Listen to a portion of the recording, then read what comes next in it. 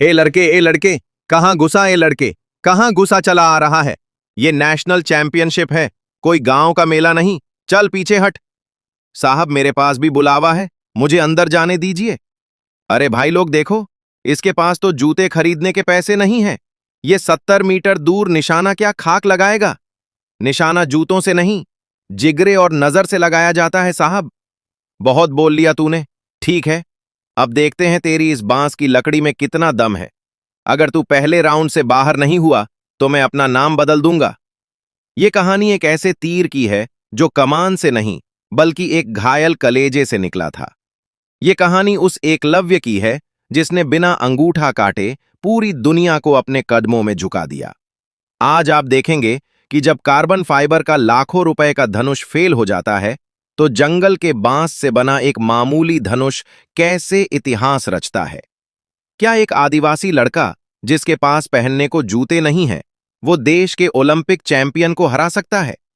ये मुकाबला अमीरी और गरीबी का नहीं है, ये मुकाबला अहंकार और संस्कार का है।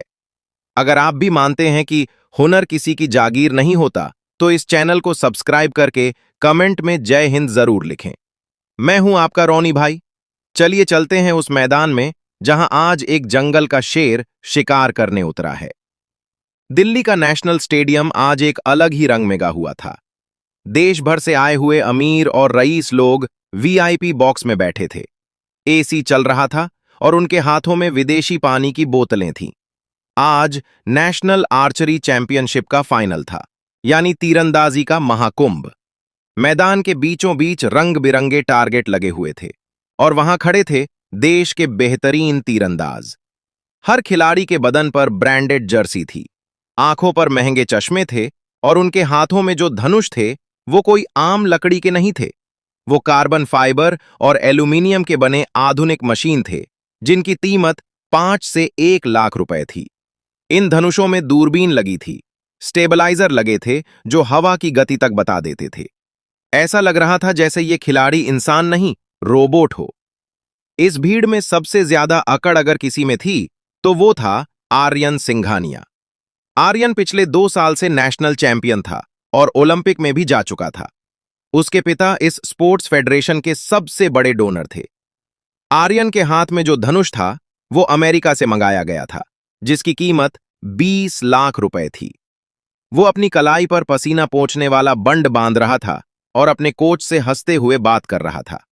उसे पता था कि आज का गोल्ड मेडल उसी के गले में आने वाला है, क्योंकि उसके टक्कर में कोई नहीं था। लेकिन तभी स्टेडियम के एंट्री गेट पर एक हंगामा हुआ। सिक्योरिटी गार्ड किसी को अंदर आने से रोक रहे थे। भाग यहां से, ये कोई सर्कस नहीं है जहां तू अपना तमाशा दिखाएगा, एक गार्ड चिल्लाया। साहब मेरा नाम भीरा है, मेरा रजिस्ट्रेशन हुआ है, मुझे अंदर जाने दो, एक पतली और सख्त आवाज आई। आर्यन और बाकी खिलाड़ियों का ध्यान उस तरफ गया। उन्होंने देखा कि गार्ड एक आदिवासी लड़के को धक्का दे रहे हैं। उस लड़के का बदन गठीला था, रंग पक्का तांबे जैसा था और उसने कपड़ों के नाम पर सिर्फ एक धोती लपेटी हुई थी।